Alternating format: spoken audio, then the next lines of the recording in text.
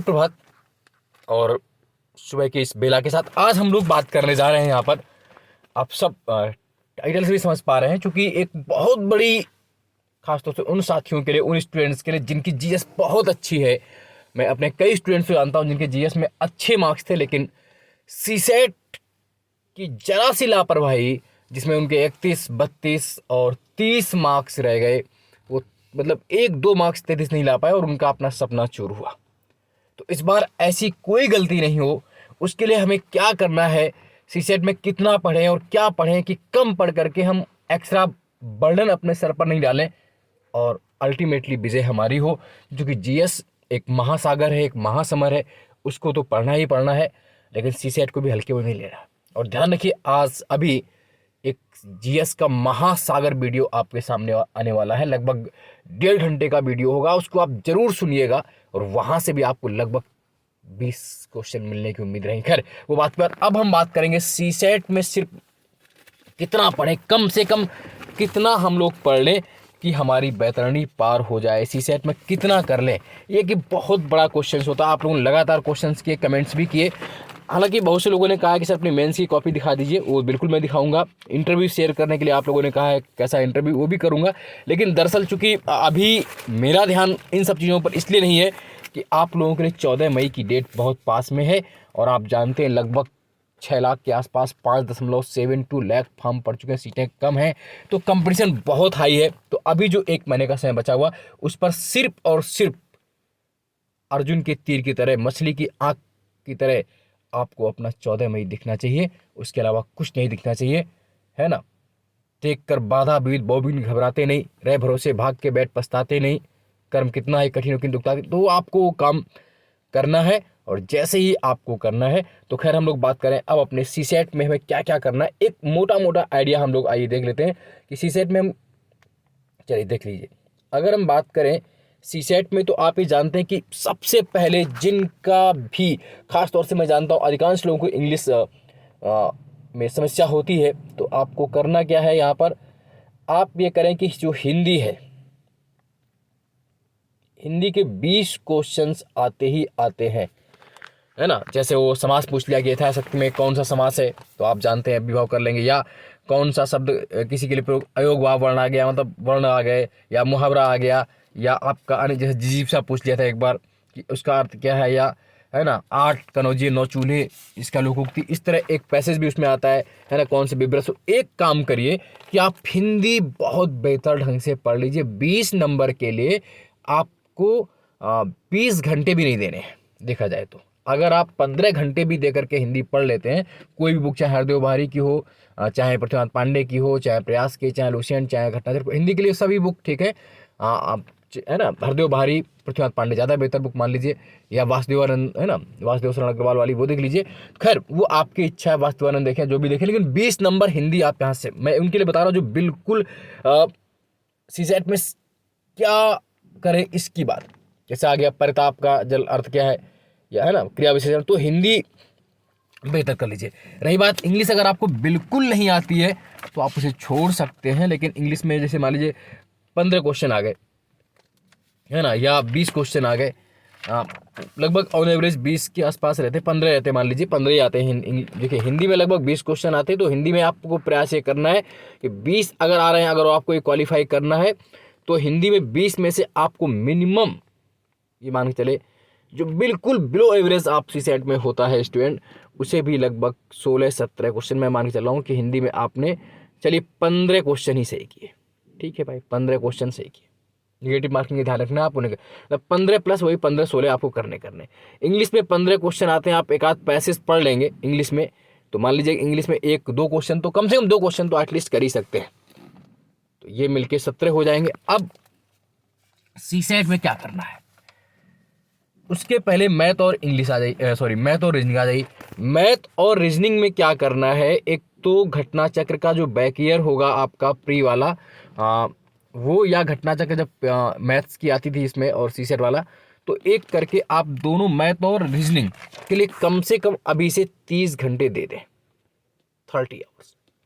और इसमें simple topic, बहुत टफ टॉपिक नहीं करना है। जैसे आ जाता है कि महिला मेरे भांजे की, नानी की, चाची की, मामी, इनको ब्लड रिलेशन थोड़ा सीख लीजिए। मिलाना वाला आता है वो सिंपल की महासागर, प्रशांत महासागर द्वीप क्या होगा, या जैसे आता है टिड्डा, मेढक, सांप, बाज, घास। तो ये कॉमन क्वेश्चन है जो जो आप बिल्कुल मिनिमम तरीके से कर सकते हैं। जैसे आ जाता है प्रथम 20 धनात्मक सम संख्याओं का माध्य क्या होगा, तो आप सब जानते हैं फार्मूला होता है पहली संख्या प्लस अंतिम संख्या बटे 2। तो जैसे प्रथम 20 का पूछ लिया तो पहली रख लीजिए, है ना। तो ऐसे करके जो भी मतलब जो आपको बहुत सिंपल सिंपल मैथ के क्वेश्चंस लगते हैं, जो आप जानते हैं कि इसको हम कर सकते हैं, उनको करने का प्रयास कीजिए। और अब यकीन मानिए अगर आपने 30 घंटे दे दिए मैथ और रीजनिंग को अपने घर में बेहतर तरीके से, खाली बैकियर को ही दे दिए, या आप सीख लीजिए कहीं से फार्मूले से, या जो घंटा से बुक है, तो 30 घंटे में अगर वो 50 क्वेश्चन आते हैं मैथ और रीजनिंग मिला करके, तो अगर आप 10, मैं कहता हूँ आप 10 क्वेश्चन भी कर गए भाई, कितने 10। मैथ और रीजनिंग तो सिंपल होती है, तो 50 में से दोनों मिलाकर आप गिरी हाल में अगर 15 क्वेश्चन भी कर गए, 10 भी कर गए, तो उधर 17 आपने कर लिए थे, 17 10 और 15 इधर 32, तो ये हो ही गए हो गए। बिल्कुल मिनिमम से मिनिमम बता रहा हूँ। और सी सेट में फिर क्या करना है, सी सेट में कुछ नहीं करना है। आप बहुत परेशान होकर के आप कुछ ले नहीं सकते। जो आपका कम्युनिकेशन स्किल्स है, आपका संप्रेषण कौशल है ना, तो उनके लिए आपको क्या करना है, कुछ नहीं करना। 2012 से, जब से यूपी में सी सेट आया है, 2012 से लेकर के 2022 तक के सिर्फ उत्तर प्रदेश पीसीएस, मैं बाकी बात नहीं कर रहा हूँ, उत्तराखंड, राजस्थान, एमपी के नहीं, सिर्फ यूपी पीसीएस के जो 10 साल का, किसी बच्चे ने कहा था मैं कहाँ से देखूँ, तो 2012 से 2022 तक के यूपी पीसीएस के जो बैक पेपर है, देखने आपको सभी है, मैथ, साइंस, मैथ और हिंदी और इंग्लिश, लेकिन सी सेट वाले स्पेशली देख लेने, वही उतना पढ़ लीजिए। तो अगर वो आपने 10 साल के वो पूरे पढ़ डाले, तो कम से कम आप ये मान के चलिए यकीन कि आपको 10 क्वेश्चन वहाँ से मिल जाएंगे। और आपके पहले कितने हुए थे, 32 और 10 42, आराम से आप 33 नंबर ले आएंगे। यानी कि मोटा मोटी अब आपको कितने घंटे देने हैं सी सेट पर, मैंने कहा 30 घंटे आपको देने हैं मैथ्स पर, मैथ्स और रीजनिंग पर, 15 घंटे हिंदी पर देने हैं। इंग्लिश आप छोड़ सकते हैं, जिनको आती, जिनको नहीं आती वो आ नहीं सकती, 15। और ये आपके लगभग 12 पेपर ये हो गए, तो सी सेट को पढ़ना है तो 12, तो कितने घंटे हो गए, 5 2 7, ये देखिए 3 1 4 1 5 57 में तीनों लगभग 60 घंटे, यानी कि प्रतिदिन 2 घंटे देना है, और आप सी सेट की बैतरणी पार कर लेंगे। ये आपको करना है, मतलब 60 घंटे मैंने कहे हैं, आप 50 घंटे भी कर सकते हैं, 50 से 60 के बीच में, आप 50 से कम मत करिए जिनका सी सेट वीक है, कुछ मत करिए। सिर्फ और सिर्फ 2012 से 2022 तक के घटना चक्र के जो PYQ है, प्रीवियस ईयर क्वेश्चन पेपर है, सी सेट वाला जो पेपर है, उसमें संप्रेषण कौशल, तार्किक क्षमता, बौद्धिक क्षमता के जो क्वेश्चंस अभी तक आए हैं, उसके आंसर सहित उनको रट लीजिए, नहीं समझ में आ रहा तो। क्योंकि अब हम ये नहीं कर सकते कि इतनी मोटी बुक पढ़ें, ये बता दें, कोई शॉर्ट तरीका, इससे शॉर्ट तरीका नहीं हो सकता है। और आपको अल्टीमेटली 33% नंबर लाने ही लाने। मैथ रीजनिंग कर लीजिए, इंग्लिश में एक आध, हिंदी पे विशेष ध्यान दीजिए। हिंदी आपकी शक्ति बननी चाहिए, जो कि हिंदी आपकी राष्ट्रीय भाषा है, भले ही नहीं घोषित हो पाए लेकिन राष्ट्रीय भाषा है, और आप हिंदी आपके राज्य की ऑफिशियल लैंग्वेज है, और आप हिंदी बेल्ट के हैं। अगर आपकी हिंदी स्ट्रांग नहीं है तो फिर हम क्यों रोना रोते हैं इंग्लिश मीडियम वाले बच्चों को नंबर ज़्यादा मिल रहे, हिंदी वालों कम, हमें कम से कम अपने लैंग्वेज में तो मिलने चाहिए। तो मैं तो वहाँ प्रयास करूंगा कि 15 मैंने बताए हैं आपको, 20 में से 20 भी करने का प्रयास करिए, 15 मिनिमम। अगर 15 से कम आते हैं हिंदी में, तो जिनका सी सेट खराब है उनके लिए फिर बहुत समस्या होगी। तो हिंदी पर विशेष ध्यान दें, मतलब 20 आए तो आपको 18, तो 15 18 करने ही करने, 18 वहाँ कर ले जाएंगे, तो क्या फिर यार पूरे पेपर में आप 15 नहीं ला पाएंगे? अगर आप 20 में 18 ले आए तो 80 में 15 नंबर नहीं ला पाएंगे, 33 नंबर, कैसी बात करते हैं? तो खासतौर से उन स्टूडेंट्स के लिए, उन दोस्तों के लिए, उन साथियों के लिए जिनकी सी सेट थोड़ी सी खराब है, तो आज से एक ही काम करें और अभी जुट जाइए। मैं कल जब वीडियो में बनाऊंगा और जल्दी 1-2 दिन बाद मैं लाइव आपसे जुड़ूंगा, तब मैं पूछूंगा भी आपने कितना उसका यूज किया है ना। तो आपको ये करना है, हिंदी 15 घंटे दे दीजिए, मैथ रीजनिंग को 30 घंटे, और बाकी सी सेट सिर्फ और सिर्फ बैक ईयर से कर लीजिए। लेकिन ध्यान रखिएगा पूरे 2012 से 2022 तक के ही प्रीवियस ईयर क्वेश्चन पर लगा लेंगे, आपको बार बार क्वेश्चन मिल जाते हैं। जैसे प्रभावी अंतर्वैयक्तिक संप्रेषण का मुख्य तत्व क्या है, आपने 4 ऑप्शन देखे, तो बार बार क्वेश्चन आएगा ये, तो आपको अपने आप 10 क्वेश्चन तो मिल ही जाएंगे 2012 से अगर 22 तक आपने पूरे लगा लिए। मैथ रीजनिंग के लिए भी जो घटना चक्र जैसे जीएस की है ना फर्स्ट पूर्वावलोकन, उसी तरह मैथ और रीजनिंग का भी पूर्वावलोकन है प्री वाला घटना चक्र का, तो वो देख लीजिए, खाली पर्याप्त हो जाएगा। और अभी कुछ पढ़िए ही नहीं, बाकी पूरा ध्यान जीएस पर दीजिए।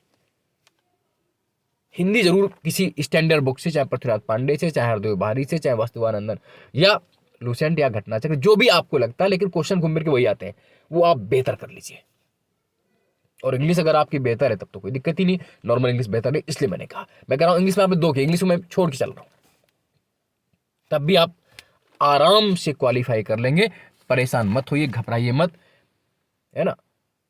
धीरे धीरे करते ही सफलता मिलती है, एक दिन में सफलता आपको अचानक नहीं मिलती है ना। आप लोग, बहुत लोग हैं जिन्होंने मेहनत बहुत अच्छी की है, जीएस में बहुत है, और किसी का सीसेट बहुत स्ट्रांग है, जीएस स्ट्रांग नहीं है ना। कुछ ना कुछ समस्याएं हैं, और उन समस्याओं से जूझना सिर्फ आपको है, मुझे नहीं जूझना है, या कोई कोचिंग वाला नहीं जूझेगा, या कोई यूट्यूब वाला नहीं, वो सिर्फ बताएगा। अल्टीमेटली जो कुछ अच्छा बुरा होगा वो सिर्फ आप ही भाग बनेंगे। तो उठिए फिर, जागिए, देर किस बात की, और जुट जाइए अभी से। आज के लिए इतना ही। जय हिंद, जय भारत, धन्यवाद।